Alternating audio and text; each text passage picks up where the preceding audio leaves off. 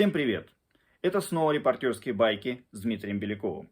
Сегодня я расскажу о моей коллеге из США Пауле Бронштейн, которая завоевала без преувеличения статус живой легенды за свою героическую работу в Афганистане. Я уже давно и хорошо знал выдающиеся фотографии Бронштейн, лауреата Пулитцеровской премии и множество других престижных наград крупнейших мировых фотоконкурсов. Но впервые встретил Паулу в прошлом году на международном фотофестивале Exposure, проходившем в Арабских Эмиратах.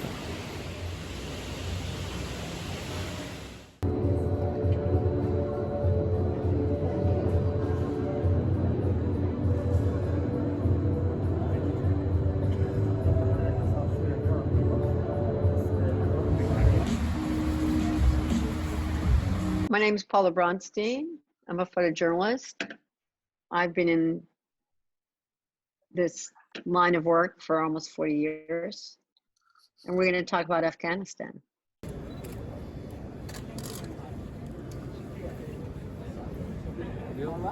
Hi. So nice to meet you. You're photographing Afghanistan, right? Yes, since 2001. 2001. Sometimes spending 3 weeks, sometimes spending 3 months. When was the last time? The last visit was in 2019 for the presidential elections in September.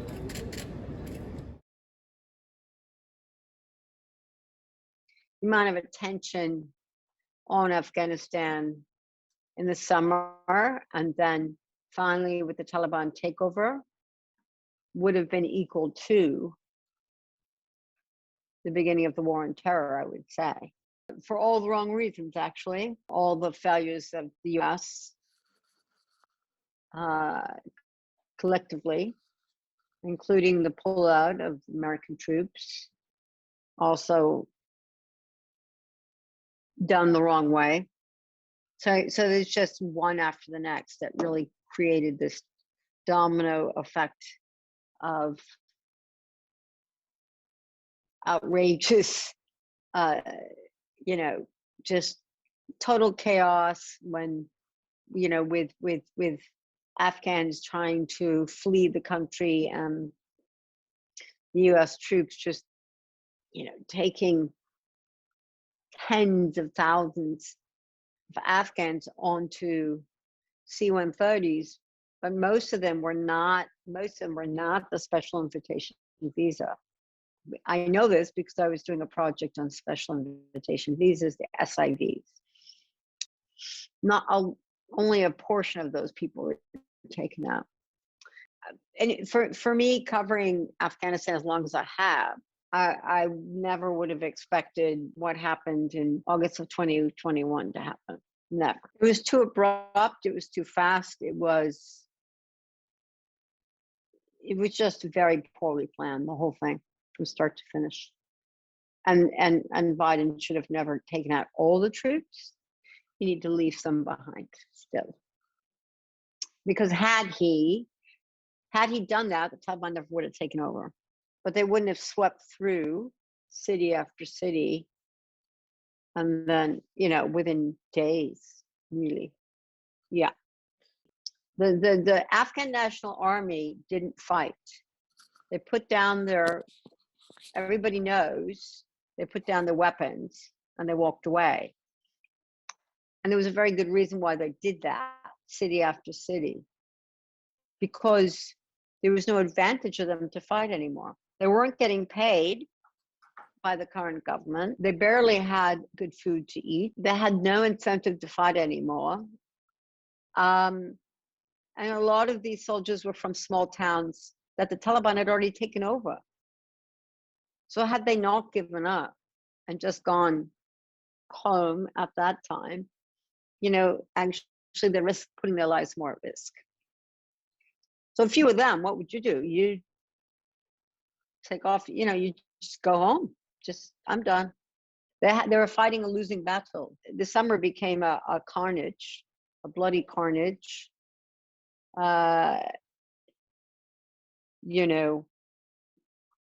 Including the life of a Reuters photographer in Spin Bulldog on the Pakistan border.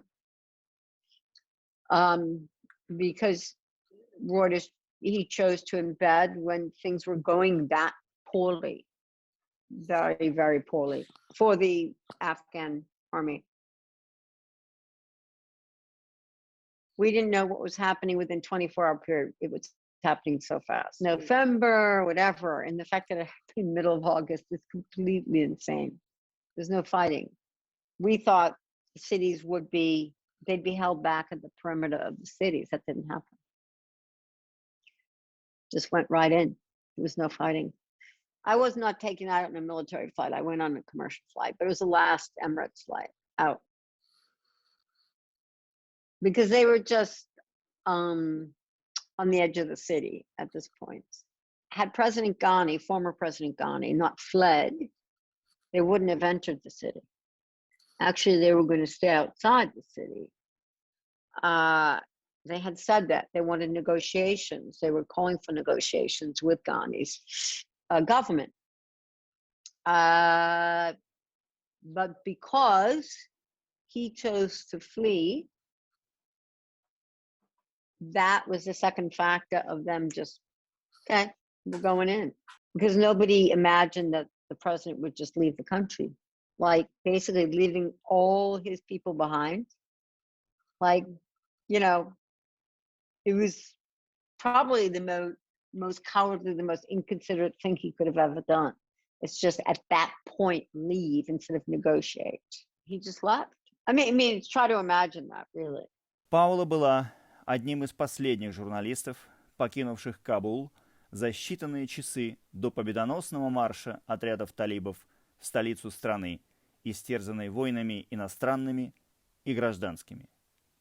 И она же была в числе первых представителей международных СМИ, рискнувших вернуться в новый Афганистан, уже полностью находившийся во власти талибов.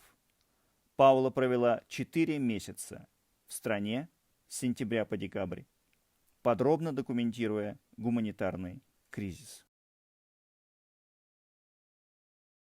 I came back through Pakistan. I took a charter flight from Pakistan. A very expensive charter flight. It's only a 35-minute flight. There was reports of some media being held up at gunpoint. CNN was, it was known that media were going in with lots of money, cash, like tens of thousands of dollars of cash.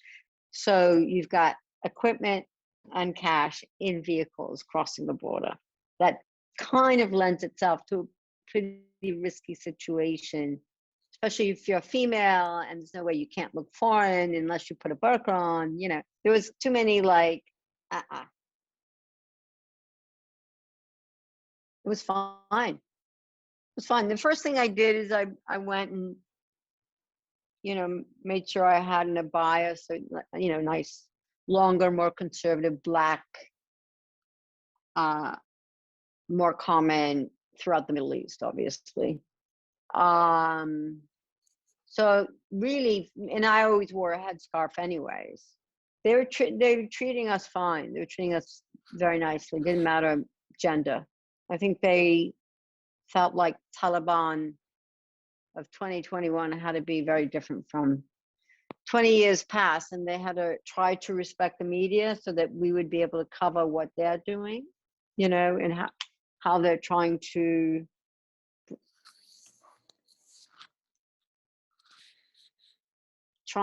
you know, just get things started. There is no way they can govern the country without acceptance from the international community. It's impossible. There's no choice. It has to go that way. There's no choice. Right now, it's much worse than it's ever been because of the sanctions. So all of the malnutrition's always been going on since I started covering the country. The extreme poverty, always there. You know, the Taliban are just figuring out how to govern this country. And so a lot of people still aren't paid. And if the doctors and nurses working at a government hospital they've been paid some of their salary, but not all their salary still today.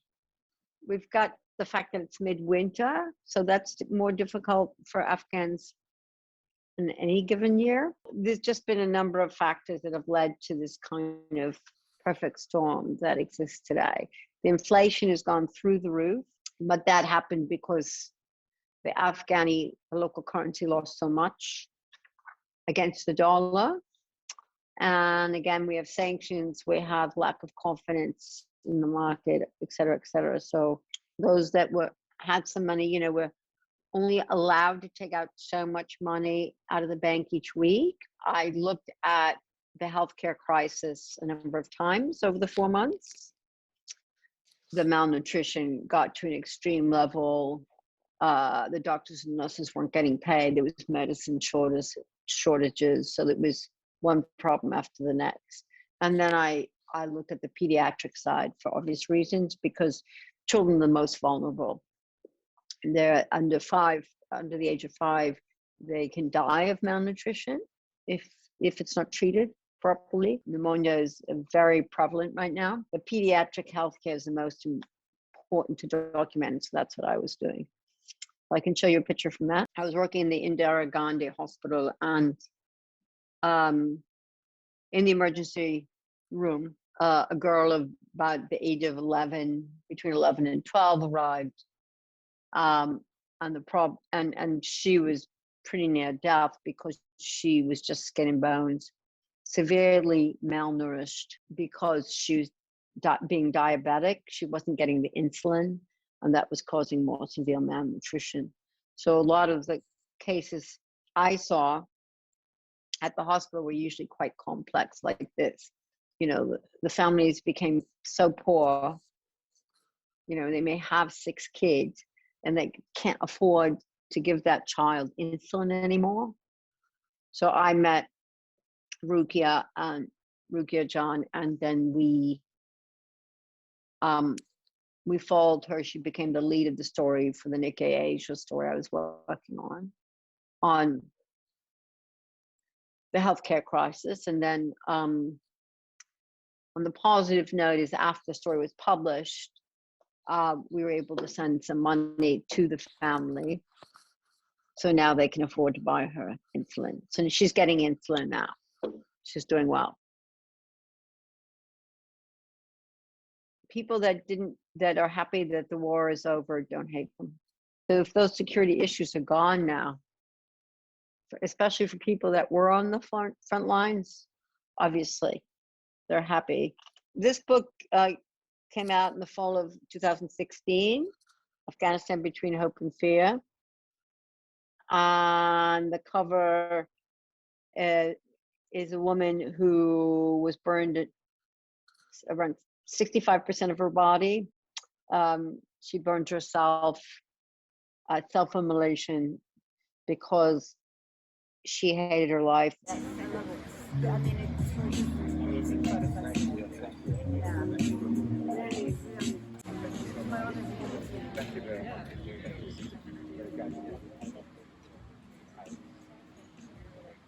So even though the book was done 5 years ago, what I can tell you is the title of the book, Between Hope and Fear, I never imagined to be so relevant as it is today.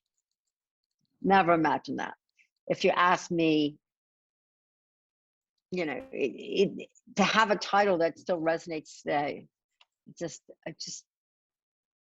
that's Afghanistan today, Between Hope and Fear. Absolutely. The book came out in 2016, and it is really a look at Afghans living against the backdrop of war.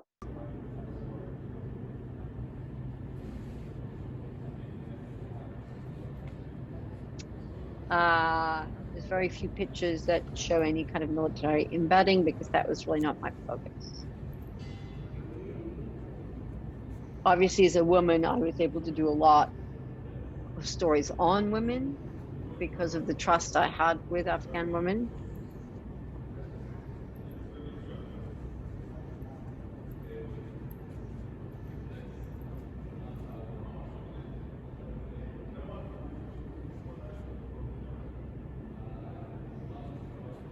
And when I'm in Afghanistan, usually I don't say I'm American. That probably answers your question, doesn't it? I'd much rather say I'm Canadian or British, because I don't want to get asked all these questions like the one you just asked me. I'd rather not, because it's my government that created this mess. It's too screwed up. You know, the US has a habit of, well, I mean, what did they do in Iraq? Did they do anything good for that country at all at the end game? Nothing. There is not anybody that would go look at the way Iraq is today and say that they benefited from any war. Unfortunately,